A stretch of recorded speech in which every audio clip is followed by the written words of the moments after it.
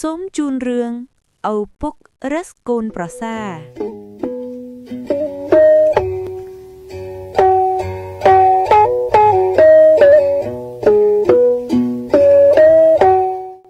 កាលពីព្រេងនាយមានតាចាស់ម្នាក់និងដូនចាស់ម្នាក់នៅស្រុកមួយតាចាស់យាយចាស់នោះមានកូនក្រមុំម្នាក់រូបល្អណាស់អ្នកណាទៅដណ្ដឹងក៏គាត់មិនព្រមឲ្យគាត់ថាអ្នកណាតមមិនជេរម្ដាយគេបានទើបគាត់ឲ្យកូនជាប្រពន្ធអ្នកនោះជួនជាថ្ងៃមួយនោះមានកំឡោះម្នាក់រូបរាងស្អាតបាតចូលទៅដណ្ដាំកូនគាត់ថាអញឲ្យឯងកំព្រួយចិត្តប៉ុន្តែឯងត្រីតមជេរម្ដាយគេហើយទទួលបម្រើអញតាមពាក្យអញទើបបានអញឲ្យឯងបើតមមិនបានអញផ្ដាច់មិនឲ្យឯងទេអញប្រាប់ឯងឲ្យដឹងជាមុនលុះក្រោយទៅអញកុំថាអញកាចណា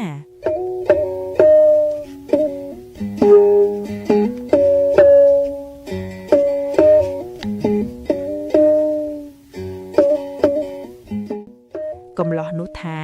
ខ្មងបាទតមជេរម្ដាយគេបាញ់ហើយធ្វើការអ្វីក៏បានទាំងអស់ខ្ញុំបាទទទួលសពគ្រប់ប្រការតាមប្រសាសន៍លោកឪពុកតានោះថាបើឯងតមជេរម្ដាយគេបានមែនឯងទៅសិនចុះព្រឹកត្រូវឯងមកវិញពីព្រលឹមកំឡោះនោះក៏លាវិលទៅផ្ទះវិញព្រឹកឡើងកំឡោះនោះមកវិញចូលទៅបម្រើឪពុកម្ដាយក្មេ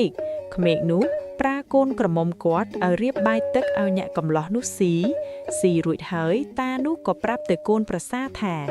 ណែកូនចូលកូនទៅចាប់ក្របីទៅភ្ជួរស្រែកូនឯងភ្ជួរដរាបដុលថ្មនៅឯស្រែនោះយំទេវហើយសឹមឯងដោះក្របី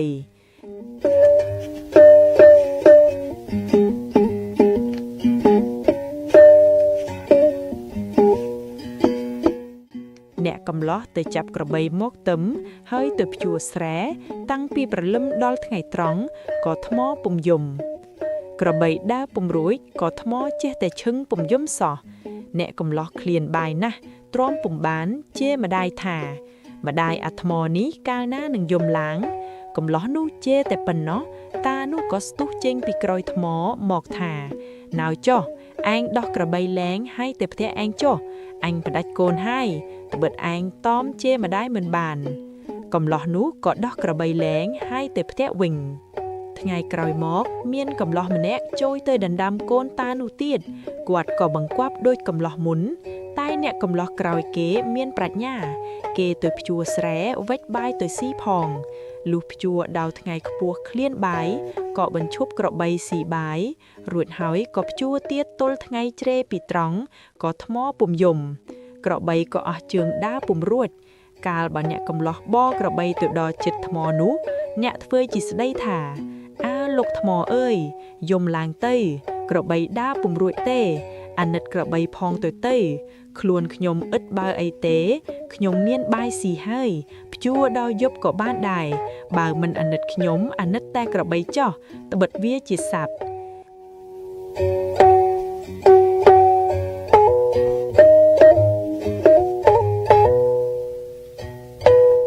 អ្នកកំឡោះអង្វរដោយម្ដេចក៏ថ្មពុំយំអ្នកកំឡោះនោះក៏ពុំជេរត្បិតវាដឹងថាតានោះទៅពួនក្រោយថ្មលុះនិយាយយូរទៅតានោះមើលមកឃើញក្របីដើរពុំរួចមែនគាត់នឹកអាណិតក្របីគាត់ក៏យំក្រោយថ្មនោះឮតែទេវអ្នកកំឡោះនោះក៏ដោះក្របីឲ្យស៊ីស្មៅហើយមកផ្ទះឲ្យពុកក្មេកវិញតានោះក៏ឲ្យកូនគាត់លើកបាយមកឲ្យអ្នកកំឡោះនោះស៊ីលុះល្ងាចតានោះប្រាប់ថាកូនអើយទៅផ្ទះឯងចុះព្រឹកសឹមឯងមកវិញកំឡោះនោះក៏លាទៅផ្ទះលុះយប់មកលបចាំស្ដាប់យកការនៅក្រោមដំណេកតានោះព្រោះគាត់និយាយគិតគូរនឹងប្រពន្ធគាត់ទាល់តែដេកលក់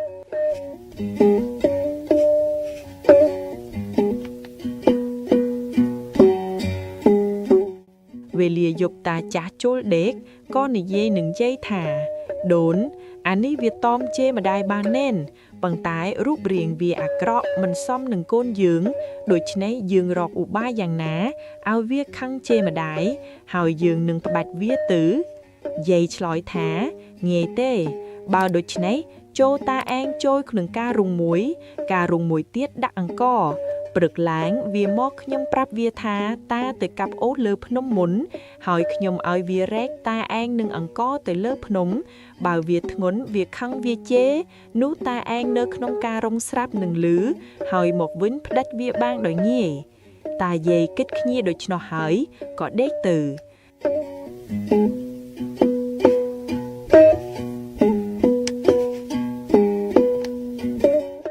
អ្នកកំឡោះលបស្ដាប់ក្រោមផ្ទះឮដឹងការហើយក៏វិលទៅដេកឯផ្ទះ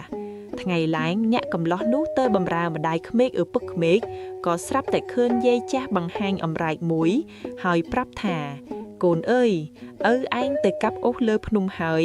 គាត់ផ្ដាំថាឲ្យកូនឯងរែកអង្ករនេះឡើងទៅតាមឲ្យឆាប់ត្បិតគាត់ទៅតាំងពីព្រឹកមិនទាន់តែងហូបបាយផងមានតែកូនឯងរែកទៅឲ្យឆាប់នឹងអាវដណ្ដាំបាយឲ្យឪឯងហូបអ្នកកំឡោះទទួលអំរែកនោះក៏រែកទៅតាមជើងភ្នំដល់រែកឡើងបន្តិចទៅធ្ងន់ណាស់ក៏រែកទៅចុះមកវិញហើយស្ដីថាអឪអើយខ្ញុំឃ្លានបាយណាស់ខ្ញុំរែកឡើងទៅឲ្យឆាប់មិនបានទេ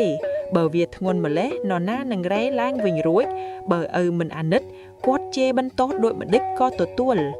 និយាយហើយរែកចុះមកវាលវិញលុះរែកទៅដល់កន្លែងមួយឃើញស្បៅស្ងួតល្អក៏រែកទៅដាក់ឈប់កណ្ដាលស្បៅនោះហើយដើរទៅបាត់មួយស្របក់ទើបដើរត្រឡប់មកវិញយកភ្លើងដុតអំរែកលុះភ្លើងឆេះស្បៅជុំវិញហើយក្តៅដល់តាចាស់ដែលនៅក្នុងអំរែកគាត់ក៏បំរាស់ញ័រទាំងអំរែកភ័យក្រែងភ្លើងឆេះស្លាប់ប៉ុន្តែចេញមិនរួចអ្នកកំឡោះធ្វើជារត់មកពីណាស្រែកថាជើនរណាដុតភ្លើងឆេះអំរែកអញធ្វើដោយម្ដេចអញនឹងចូលទៅបានបើភ្លើងឆេះជុំវិញដូចនេះចូលមិនចុះទេថាហើយឈរស្រែកនៅក្រៃ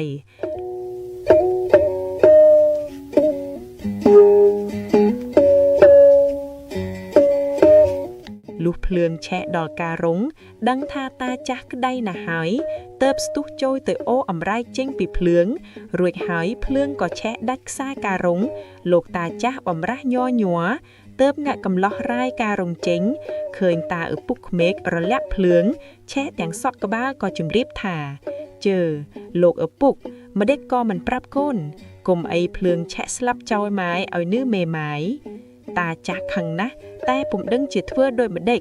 ឡើងដើរតញងៃមកផ្ទះវិញទ្រាំទួនមួយថ្ងៃណាមួយដោយវាអូសចេញពីភ្លើងណាមួយដោយរលាក់ភ្លើងមកដល់ផ្ទះវិញគ្មានស្ដីមួយម៉ាត់ដល់ផ្ទះក៏ប្រាប់កូនប្រសាថាទៅផ្ទះចុះព្រឹកសឹមឯងមក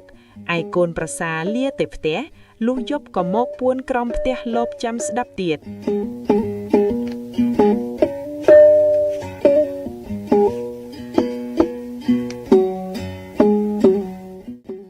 លុះយប់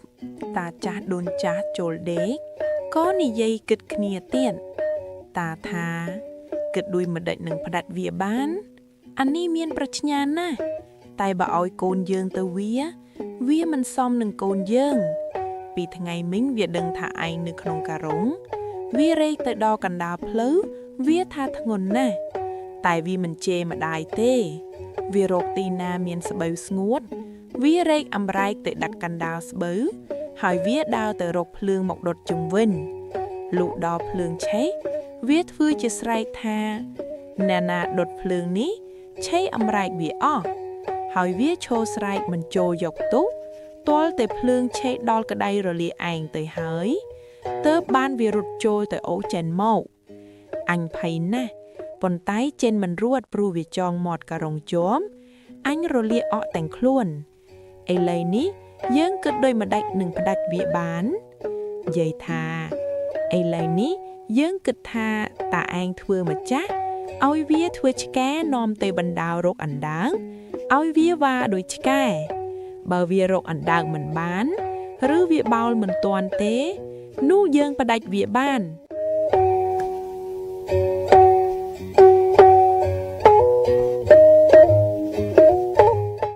តាចាស់ថាដូនគិតដូចនេះត្រូវព្រឹកអញធ្វើដូចជាឯងថាតាយាយគិតគ្នាហើយដេកទៅឯអ្នកកំឡោះនោះស្ដាប់ដឹងការអស់ហើយវិលទៅដេកឯផ្ទះវិញដល់មន់រងាវទើបពុនអណ្ដើកយកទៅចងទុកក្នុងកំពតស្មៅ វាលឯនេះឯណោះពីពេញតែវាលដែលតាចាស់គាត់គិតទៅរកអណ្ដើកនោះហើយវិលមកផ្ទះដេកធ្វើប្រងើយទៀតលុះព្រិចប្រហាមឡើងចៅនោះទៅដល់ផ្ទះឪពុកក្មេកម្ដាយក្មេកក៏ឲ្យកូនក្រមុំគាត់រៀបបាយលើកយកមកឲ្យស៊ីរួចហើយក៏ប្រាប់ថាកូនឥឡូវនេះយើងទៅបណ្ដើអណ្ដើកប៉ុន្តែយើងគ្មានឆ្កែកូនឯងធ្វើឆ្កែឪធ្វើម្ចាស់យើងទៅរកក្រែងបានមួយពីរយកមកស៊ី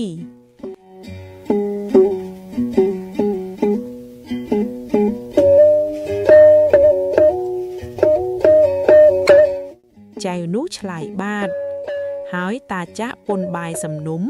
ទឹកបំពង់ដាវចេញពីផ្ទះទៅចៅនោះក៏បោជើង4តាមក្រោយទៅដល់វាលកំលែងវាចងអណ្ដើកនោះវាក៏បោលទៅមុខជូនកំពតស្មៅមួយធ្វើជាកោះងងតាចាស់រត់ទៅដល់វាខំបានអណ្ដើកមួយហើយទៅទៀតខំបានអណ្ដើក6 7ដល់ថ្ងៃត្រង់តាចាស់ឃ្លានពេកណាស់ក៏អង្គុយគិតនឹងស្រាយបាយស៊ីឆ្កែមើលទៅខាងខែឃើញក្របីមួយហ្វូងក៏បោលទៅដេញខំក្របីបោលចូលស៊ីស្រូវស្រែអ្នកស្រុកតាចាស់ឃើញហើយរត់ទៅដេញក្របីចេញពីស្រែឆ្កែបោលមកស៊ីបាយអស់ហើយបោលទៅបាត់ឯឪពុកក្មេកទីម្ចាស់ឆ្កែវិលមកវិញរកបាយស៊ីគ្មានព្រោះឆ្កែស៊ីអស់ខឹងណាស់ដេញវាយពុំទួនណាអស់កម្លាំងឃ្លានបាយណាផ្លូវឆ្ងាយក៏ខំដើរមកផ្ទះវិញទាំងអត់បាយដើរពុំចង់រួចបន្ទោសឆ្កែមិនបានត្បិតវាចំណាំអីចេញដល់ផ្ទះស៊ីបាយរួចហើយប្រាប់កូនប្រសាថាទៅផ្ទះចោះព្រឹកសំមកវិញ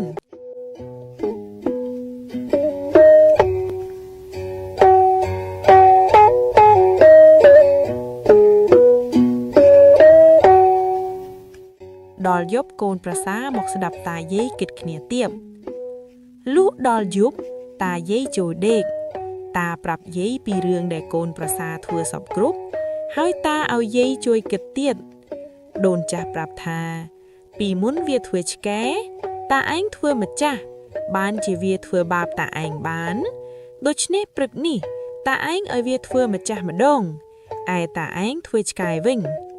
តាយាយគិតគ្នាហើយដេកទៅឯអ្នកកំឡោះនោះស្ដាប់ដឹងការអស់ហើយវិលទៅដេកឯផ្ទះវិញ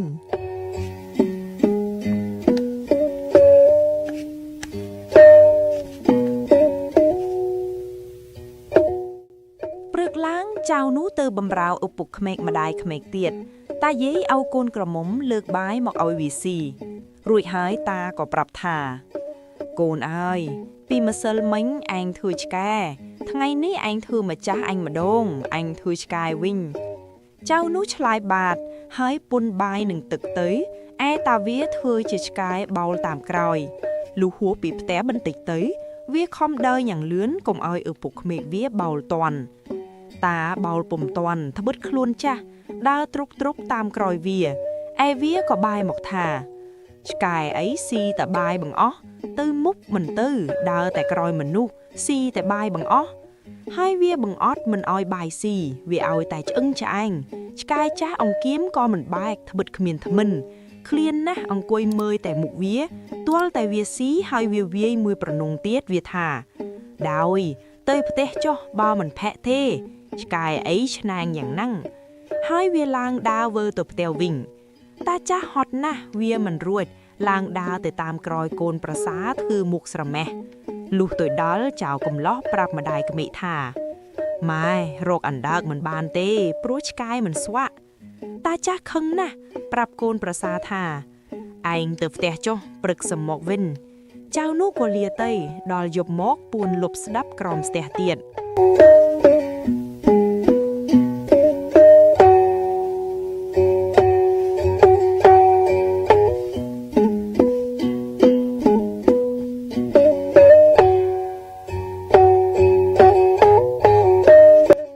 ដល់យប់តាយាយចូលដេកតានិយាយប្រាប់យាយពីរឿងកូនប្រសាបាបហើយបំអត់ទាំងបាយផង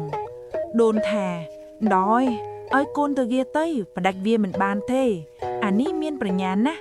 ឯងគិតអីក៏វាដឹងមុនទាំងអស់ វាធ្វើបាបស្ទើរតែស្លាប់មិនដេចក៏មិនរៀងតាចាស់ឆ្លើយថានឹងឲ្យវាទៅមើលទៅរូបរាងវាមិនសមនឹងកូនយើងសោះប៉ុន្តែយើងធ្វើកលឲ្យវាខឹងឲ្យវាជេរម្ដាយវាមិនជេរ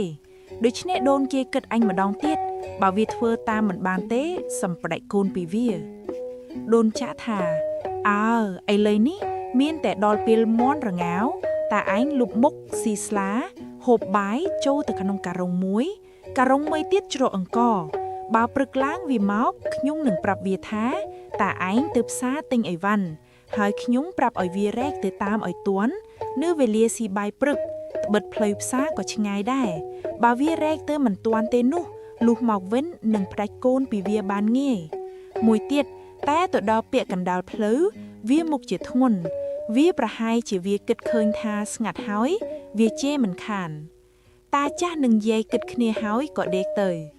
ឯកូនប្រសាលបស្ដាប់នៅក្រោមផ្ទះដឹងការហើយក៏ទៅដេកផ្ទះ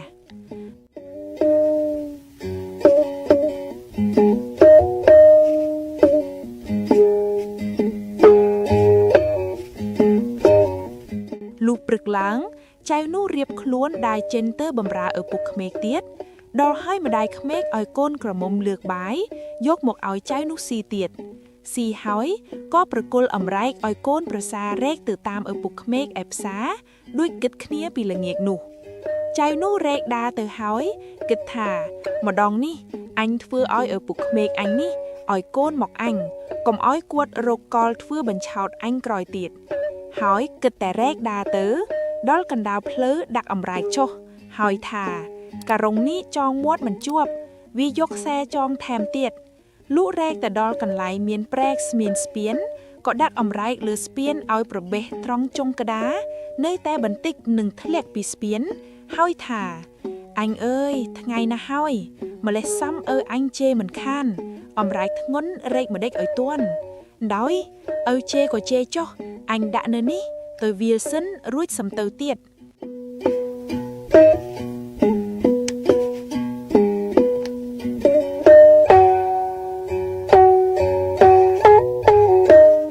និយាយបណ្ដាដើរបណ្ដា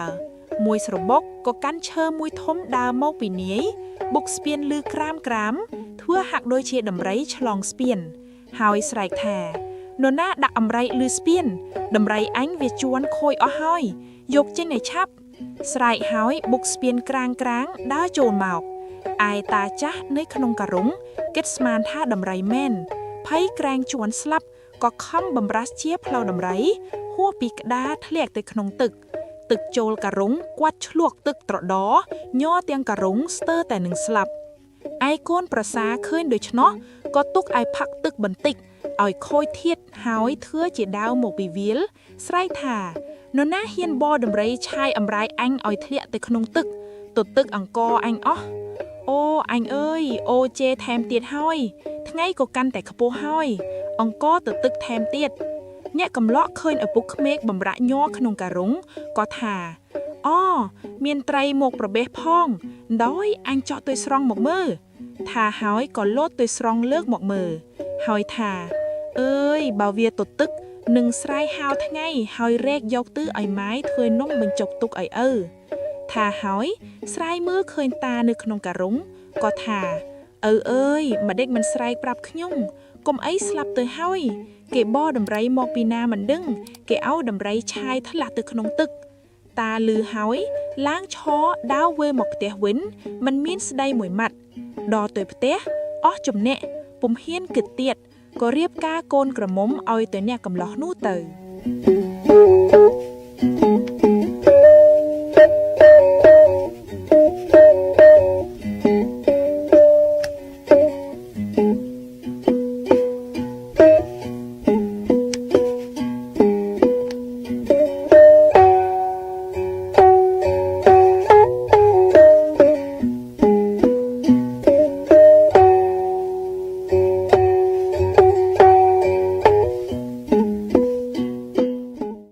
សាច់រឿងដែលបាននិទានខាងដើមនេះក៏ដល់ទីបញ្ចប់ត្រឹមប៉ុណ្ណេះអរគុណចំពោះការចំណាយពេលវេលាតាមដានស្ដាប់កុំភ្លេចចុច Subscribe និងដាក់សញ្ញាកណ្ដឹងដើម្បីទទួលបាននូវវីដេអូថ្មីៗបន្តទៀត សូមអរគុណ